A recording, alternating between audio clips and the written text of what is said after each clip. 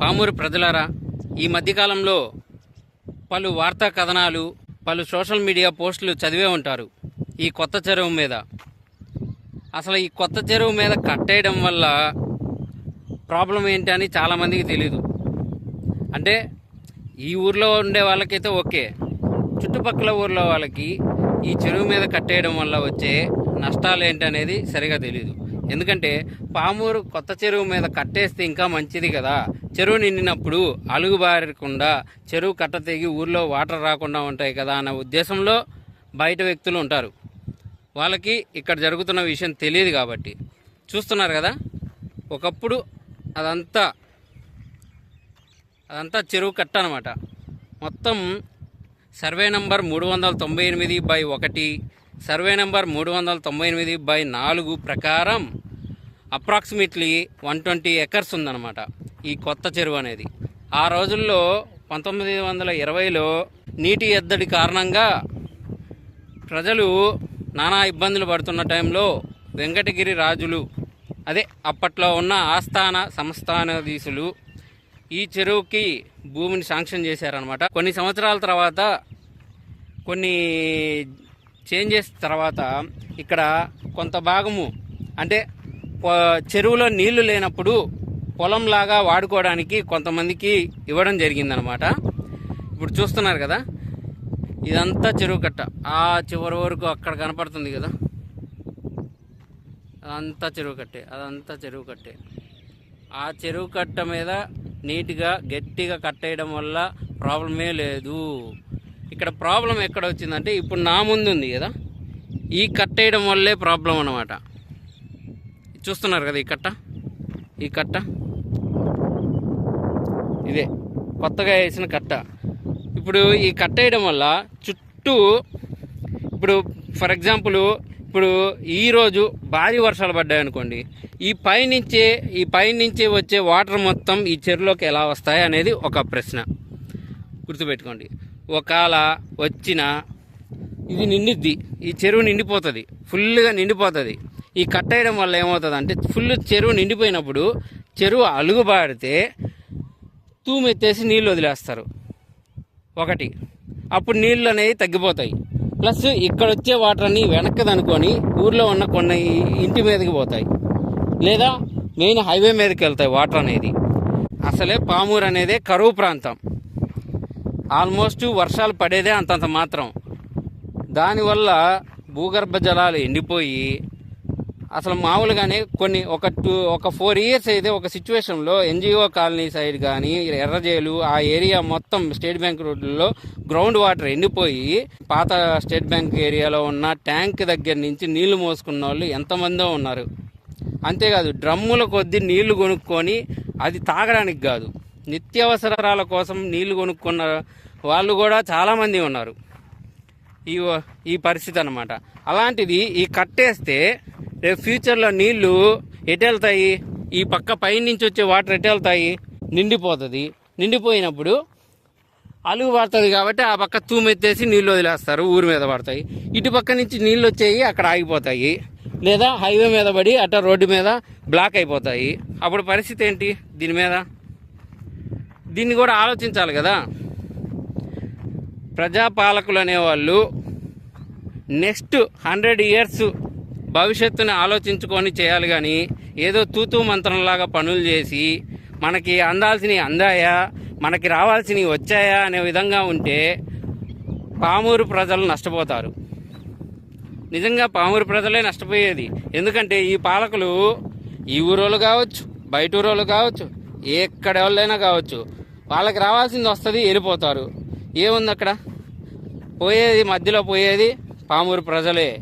Next భావి తరాలకి ఏమి ఇచ్చారంటే చెరువులు కూడా లేకుండా చివరికి తాగడానికి నీళ్లు కూడా ఇప్పుడే ఆల్రెడీ కొనుక్కుంటున్నాం, రేపు కడుక్కోవడానికి కూడా నీళ్లు ఉన్న పరిస్థితి అయిపోతుంది. అంటే అతిశయోక్తి కాదని నేను చెప్తున్నాను. చూడండి, ఇది మొత్తం చెరువులో ఉన్న భాగమే, ఇటు పక్క కూడా. అవేంటంటే చెరువులో నీళ్లు లేని టైంలో పంటలు పండించుకోవడం కోసం అప్పుడు కొంతమందికి ఇచ్చారనమాట. వర్షాకాలం భారీగా పడినప్పుడు చెరువులో నీళ్లు తన్నుకొని వస్తే ఆ పొలాల్లో అవన్నీ చెరువు భూములే అనమాట. ఆ చెరువు భూముల్లోనే నీళ్లు ఆ చివరి వరకు. నా చిన్నప్పుడు అనుకుంటా అక్కడెక్కడ అంకాలమ్మ వీధిలో ఒక గ్రౌండ్ ఉండేది. పండగల టైంలో టోర్నమెంట్లు జరిగాయి అనమాట. అప్పుడు నాకు తెలియక ఈ గ్రౌండ్ ఎవరిది, ఈ గ్రౌండ్ చిన్నపిల్లని కదా, ఈ గ్రౌండ్ ఎవరిది అని అడిగితే ఇదంతా చెరువులో నీళ్ళు లేనప్పుడు ఇక్కడ గ్రౌండ్ కదా, ఇక్కడ ఆడుకుంటారు, టోర్నమెంట్స్ జరుగుతాయి అన్నారు. అంటే ఇంత దూరం వస్తాయా వాటర్ అనుకున్నాను అనమాట. అంటే అది ఎంత దూరం తెలుసా, అది కనపడుతుంది చూడండి ఆ చివర ఆ ఏరియాలో అనమాట. అదే టోర్నమెంట్ జరిగిందని చెప్పాను కదా, అదంతా చెరువే. కాబట్టి పామూరు ప్రజలు చైతన్యవంతం కాకపోతే మీరు ఫ్యూచర్లో నీళ్లు కొనుక్కునే పరిస్థితి వస్తుంది. మనకేముందిలే కొనుక్కోవచ్చులే, మనం ఏం మీరు వచ్చేమి ధర్నాలకు దిగక్కల్లా. జస్ట్ ఒక మాట అనేది పక్కవాడితో అయినా మీ పక్కనున్న వాళ్ళతో అయినా చెరువు గురించి మాట్లాడితే 10 మంది మాట్లాడుతూ ఉంటే దీనివల్ల రేపు ఫ్యూచర్లో ఎలక్షన్లో ప్రాబ్లం అవుతుందనైనా కొంచెం తగ్గి దీని మీద ఏదైనా పాలకులు స్పందిస్తారు. లేదంటే ఏ పాలకులు స్పందించరు. వాళ్ళకి రావాల్సినవి వస్తాయి కాబట్టి వాళ్ళకేం కాదు. ఊర్లో పెద్దలు ఉన్నారు, వాళ్ళు పట్టించుకోరు. ఎందుకంటే వాళ్ళు రిచ్ కిడ్స్ కాబట్టి వాళ్ళు ఏముంది, అవసరమైతే వాళ్ళు కొనుక్కుంటారు నీళ్లు. సాధారణ మధ్యతరగతి కుటుంబాలు వాటర్ని కొనుక్కోవాలంటే కష్టమే కదా, వాళ్ళ చెమటని మొత్తం దోచుకుంటున్నట్టే కదా. అది ఆలోచించాలి కదా. చూడండి ఈ కట్ట, ఆ కట్ట ఓకే, అదంతా ఈ కట్టేశారు, ఈ పైన నీళ్ళు ఎట్టొస్తాయి ఆలోచించాలి కదా. ఇక్కడ ఇంకిన వాటరే అక్కడ ఊర్లో ఉన్న గ్రౌండ్ వాటర్కి బోర్లలో వాటర్ పడతాయి అన్నమాట. ఇక్కడ నీళ్లు సరిగా లేకపోతే గ్రౌండ్ వాటర్ అనేది కంప్లీట్గా అసలు నీళ్లు చుక్క రావు. కాబట్టి ప్రతి ఒక్కరు దీని మీద ఏదో రోడ్డు మీదకి వచ్చి కూర్చోబల్లే, స్పందించండి. స్పందిస్తే పాలకులకు కూడా ప్రజల్లో చైతన్యవంతం అవుతుంది. చైతన్యవంతం అవుతే మనకే ప్రాబ్లం అవుతుంది. భవిష్యత్తు ఎలక్షన్లలో మనకే పరిస్థితి తారుమారు అవుతుంది అన్న అవగాహన వాళ్ళకు వచ్చి దీని మీద ఏదో చర్య తీసుకోవడం జరుగుతుంది. కాబట్టి ప్రతి ఒక్కరూ ఈ కొత్త చెరువు మీద కొంచెమైనా స్పందించేదానికి ట్రై చేయండి. చాలామందికి నేను పోస్టులు పెడుతున్నప్పుడు కొత్త చెరువు మీద కట్టేయడం వల్ల కరువు కాటకాలు వస్తాయి అంటే, కట్టేస్తే కరువు కాటకాలు ఎందుకు వస్తాయి, నీటి ఎద్దడి ఎందుకు వస్తుంది, గ్రౌండ్ లెవెల్ వాటర్ ఎందుకు తగ్గిపోతుంది అన్న ఫీలింగ్లో ఉంటారు. ఎందుకంటే ఆ కట్ట మీద స్ట్రాంగ్గా కట్టేస్తున్నారేమో అనుకుంటారు. ఈ కొత్త కట్టేసిన సంగతి అందరికీ తెలియదు కదా. కాబట్టి అర్థం చేసుకోండి. దీన్ని నేను ఈ రాజకీయ పార్టీని నేనేమి విమర్శించట్లేదు. ఇక్కడ ఉన్న నిజాన్ని చెప్తున్నాను. భావితరాలు నెక్స్ట్ జనరేషన్ వాళ్ళు పడే ఇబ్బందుల గురించి చెప్తున్నారు. పేపర్లో వచ్చింది కానీ సోషల్ మీడియాలో వచ్చిన కొన్ని పోస్టులు చదవడం వల్ల ఇక్కడ రియల్ ఎస్టేట్ చేయబోతున్నారని చాలామంది ఊహాగానాలు చెలరేగాయి. దానివల్ల ఊర్లో కూడా చాలామందికి దీని మీద చాలా ఆందోళన చెందుతున్నారు. ఎందుకంటే ఫ్యూచర్లో వాటర్ పరిస్థితి ఏంటి అని. కాబట్టి ప్రతి ఒక్కరూ దీని మీద స్పందించి ఈవెన్ సోషల్ మీడియాలోనైనా సేవ్ పామూరు కొత్త చెరువు అని హ్యాష్ట్యాగ్ వేసైనా ఒక పోస్ట్ పెట్టండి. జస్ట్ సేవ్ పామూరు కొత్త చెరువు అని జస్ట్ హ్యాష్ట్యాగ్ అయినా పెట్టండి. మీరేమి చేయక్కర్లేదు. లేదా ఈ ట్విట్టర్లో పెట్టండి సేవ్ పామూరు కొత్త చెరువు అని. సరే ఇది మంచికే చేస్తున్నారు, వాకింగ్ ట్రాక్ అన్నారు, ఓకే మంచిది. కానీ ఇన్ని అలిగేషన్స్ వస్తున్నప్పుడు మెయిన్ పాలకులు బయటకు వచ్చి ఒక పెద్ద ప్రెస్ మీట్ పెట్టి అందరికి తెలియజేసేలాగా దీన్ని మేము చేయబోతున్నాము, ఫలానా చేయబోతున్నాము, ఇక్కడ ఇవి వస్తాయి, దీనివల్ల మీకు ఏ ప్రాబ్లం రావు, మేము వాటర్ ప్రాబ్లం రాకుండా ఫలానా ద్వారా చేయబోతున్నాము అని ఏమైనా హామీ ఇవ్వగలరా? ఇవ్వలేరు కదా. సరే ఇస్తారు అనుకో.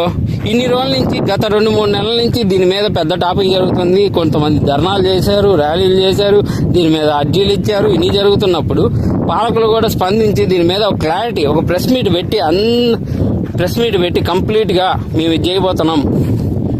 దీనికి వాకింగ్ ట్రాక్ వేసేటప్పుడైనా కానీ ఒక టెండర్ అనేది వేస్తారు కదా.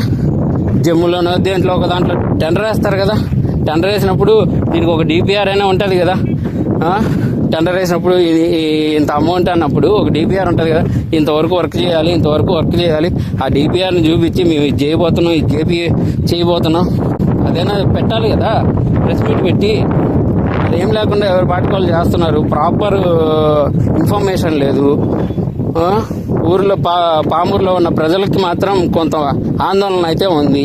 నేను గత 10-15 రోజుల్లోనే చాలామంది ఈ కొత్త చెరువు గురించే మాట్లాడడం జరుగుతుంది. పక్కన ఒక 5-6 మంది ఉంటే నేను పక్కన నిలబడి ఉన్నా కానీ ఆ టాపిక్కే వస్తుంది. చాలామంది మాట్లాడుతున్నా కానీ విన్నా కాదు. అంతే కదా, నిప్పులేందే పొగరాదు కదా. కాబట్టి దీని మీద పాలకులు స్పందిస్తారు, పామూరు ప్రజలు స్పందిస్తారు. కానీ ఈ చెరువుని అన్యాయంగా ఆక్రమణ కాకుండా కాపాడుకోవాల్సింది పామూరు ప్రజలే. ఊరు బాగుంటేనే రాష్ట్రాలు బాగుంటాయి, రాష్ట్రాలు బాగుంటేనే దేశం బాగుంటుంది. ఊరే బాగలేకపోతే ఇంకా దేశం ఏం బాగుంటుంది? అది ఆలోచించాలి కదా. దేశానికి పట్టుకొమ్మలు గ్రామాలే అన్నారు. ఈ గ్రామాల్లోనే ఇంత ఘనంగా జరుగుతుంటే ఎవరికి పట్టకపోతే ఏం దేశం బాగుపడుతుంది చెప్పండి. కాబట్టి ప్రతి ఒక్కరు స్పందించి దీని మీద దీని మీద ఏదో ఒక మంచి పనికి శ్రీకారం చుట్టేలాగా చేస్తారని మనస్ఫూర్తిగా కోరుతున్నాను. సెలవు. ఇదే కొత్త చెరువు.